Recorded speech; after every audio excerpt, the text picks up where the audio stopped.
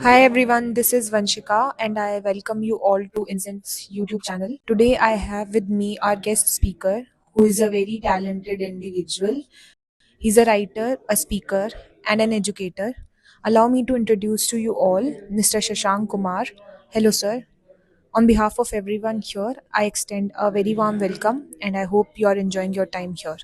Absolutely. Thank you so much. And I really liked, you know, Sir, you have an experience of almost 3 decades in IT industry, more than right? 3 decades. Yeah. And primarily at Wipro. Yes, almost 16 years I worked with Wipro. So there you had the privilege of holding various leadership roles such as being a project manager. Yeah, I started in Wipro in 2008 and I joined as a senior project manager. And after that, I got into different roles, like from delivery manager, program manager, transformation manager, transition manager, program director.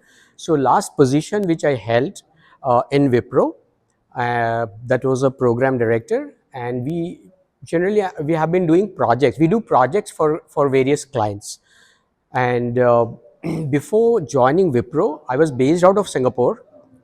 I moved to India when I joined Wipro in 2008, and I worked for Reliance Petroleum as well. And even before that, I was in Singapore. I was based out of Singapore.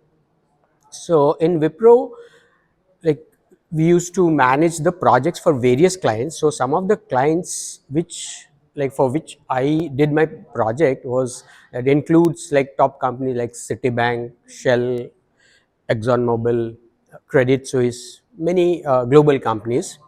And I used to handle a team of, like, in my project, there would be normally around 50, 60 engineers. And the last program which I handled, there I had like a team of 300 engineers and MBAs in my team. And like did the transition or transformation program for Nestle. It's a global transformation, network transformation program for Nestle, GSK, so many global companies. So it has been a very, very amazing journey. And last year in August, 31st August, I retired from my regular services in Wipro. And then I had already decided, I had planned to switch to academics. So last year, immediately after my retirement, 1 week after that, I joined Sharda Business School, Sharda University, as a Sharda Business School as a professor of practice. So right now you are serving as a professor of practice in Sharda University. So at a very later stage in your career, you found your calling that you want to pursue. Basically, you want to teach and you want to nurture their young minds and values. How did you find that calling? What fascinated you to do so? I would say, see, I have been doing training and I have been, like, helping young professionals in throughout my career journey. So I had, like, interest in training and interacting with the students or the professionals. Like, I have gained some experience, and the other person I see in my team, he or she doesn't have that experience. If I share my experience knowledge with that person, if that person gets benefited, so that has been my nature, and by nature I have been helping the students. And another major factor, I would say, that helped me in taking a decision was when I joined IIM Bangalore. I did my executive management at IIM Bangalore. uh, so the kind of faculties, professors with whom we interacted, I got so inspired, so motivated, because all the faculties at IIM, there, so, like, someone from Stanford, someone from, like, is a member of the uh, our planning commission. These are so well educated and highly inspiring people. So after interacting with them, I thought that, this is such a wonderful thing that I should be doing in the later part of my life, which will give me more sense of accomplishment. So that is when, and keeping that in mind, in fact, 2 years back, in fact in 2019, I registered myself for my PhD.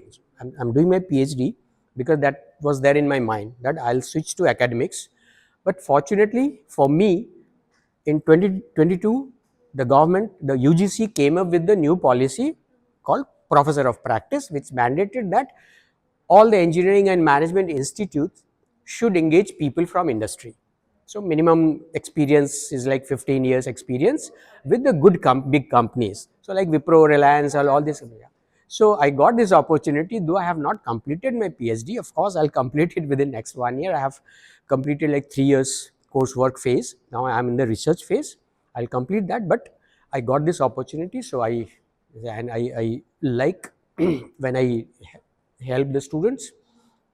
That's where I feel like more, happy. Talking about PhD, you are currently pursuing your PhD in management with focus on neuro linguistic programming. And I want to ask, what fascinated you to choose this field? And can you explain a little bit to our viewers what NLP is?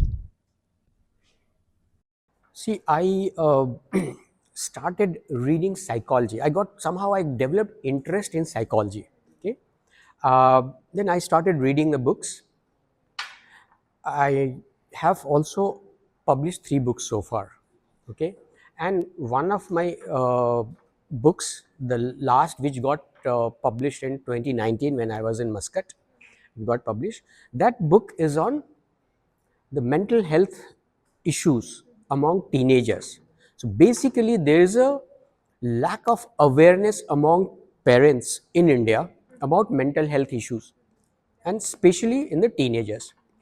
There are many, research done. There are so many reports available, even World Health Organization or UNHCR.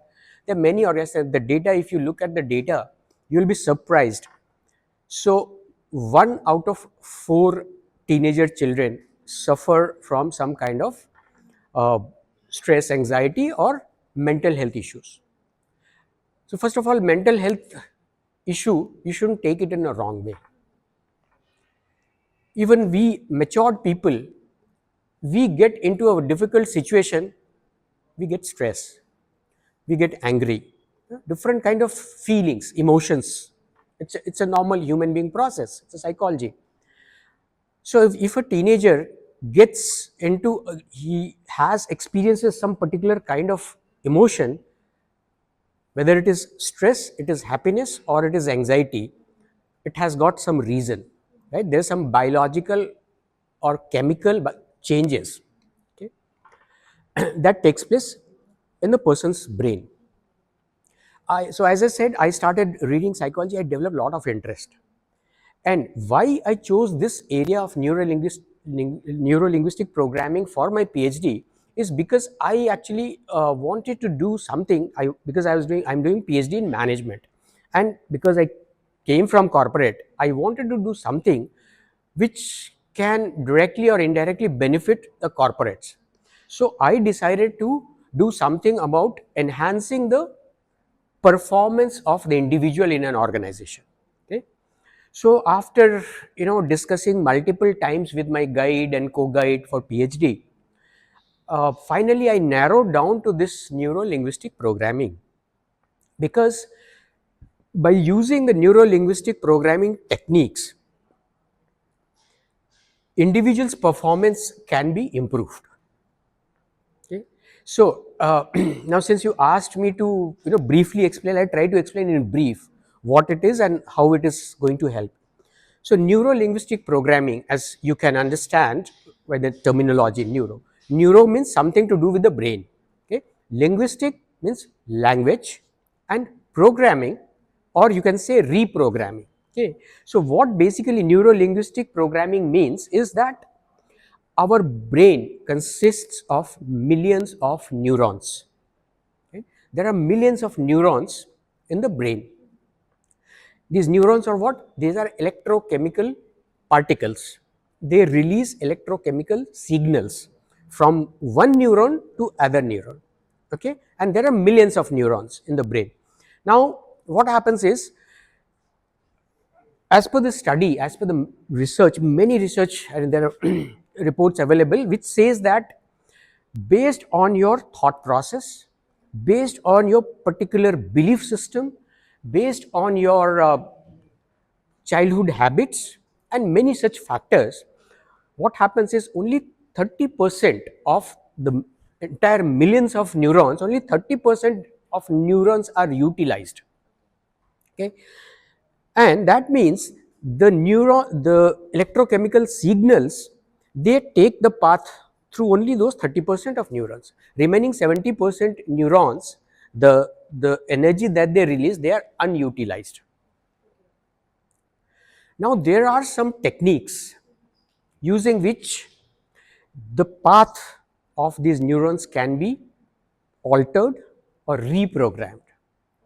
That is why it's called neuro-linguistic programming. Means you can reprogram your neurons, which will give you much better and higher results. So obviously, if you are having stress, for example, or you are going through some kind of threat or anxiety, your brain will start sending signals through only that fixed path. If you somehow practice, there are many techniques. Of course, we're not going to talk about the techniques. One of the techniques is obviously meditation or concentration. So that way you can completely reprogram your brain. It will obviously give you the result at least 3 4 times better than what it is today. So this is what I am doing the research on. This is my research topic, which will help that, we take a number of employees in an organization, and we will try to apply those some of those new NLP techniques. We will see how they're performing today, and maybe 6 months down the line or 1 year later how they are performing, and obviously there will be an improvement. So that is what my research area. That's really nice. So you mentioned about meditation, and I have heard about lots of experiences of various people around me. So I have come across this notion that people find it very difficult to concentrate, difficult to sit through the entire process. So, what would be some of your key points, some of the basic steps that you would recommend to anyone who is started with meditation? See, I would say that even earlier, few years back, even I myself didn't do any meditation. I didn't believe in this. I was from science electronics background, and I was like so fascinated into that.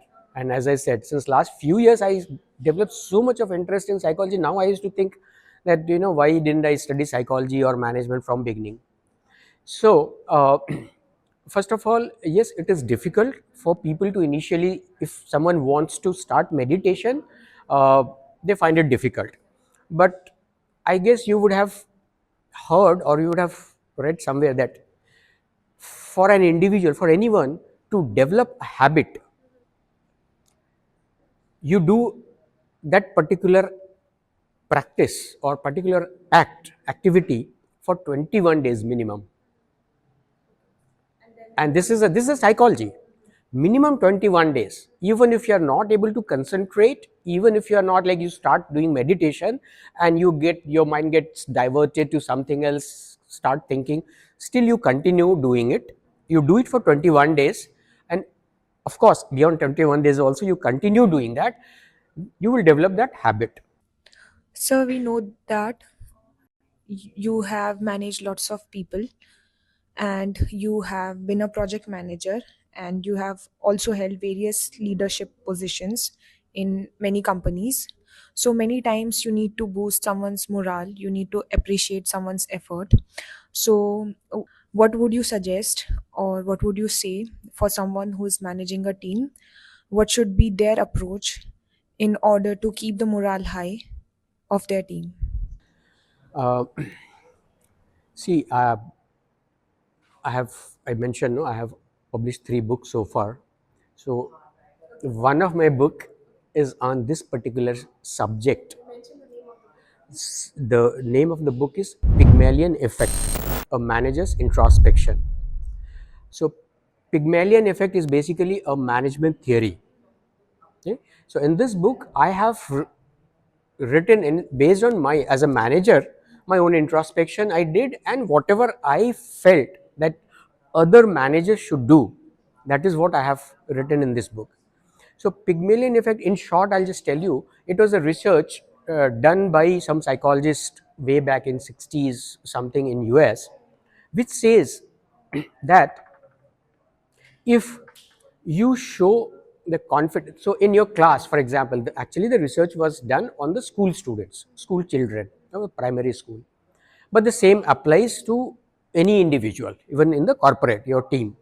So it says that if you show confidence on the people who are not doing very good, who are not extraordinary, average students, if you show confidence in them, support them, their performance can increase up to 60%.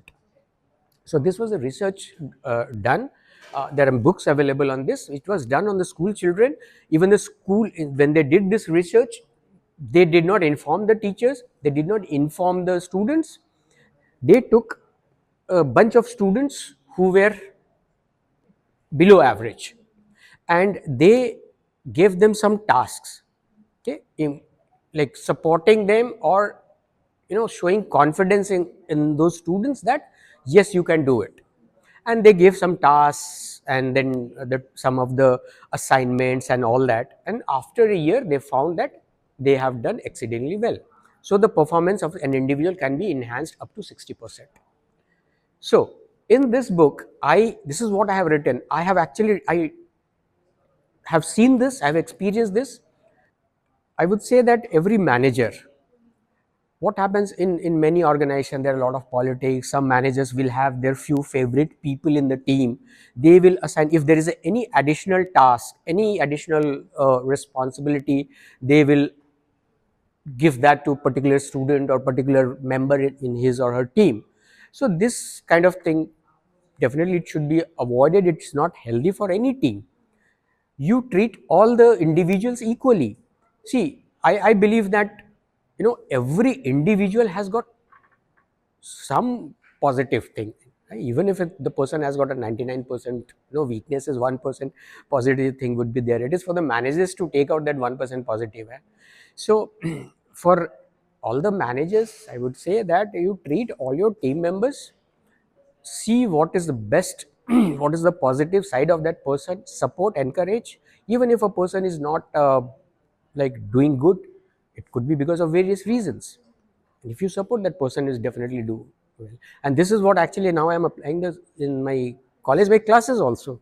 There are some students who are not doing well for whatever reason, then you have to support, and we tell them that try, it will happen. Nowadays, because we are into like placement season, some of the students are so frustrated, and I only tell them, just believe in yourself. Something will happen. If no companies are coming and all that, something will happen. You need only one post, one job, no, just believe it will happen.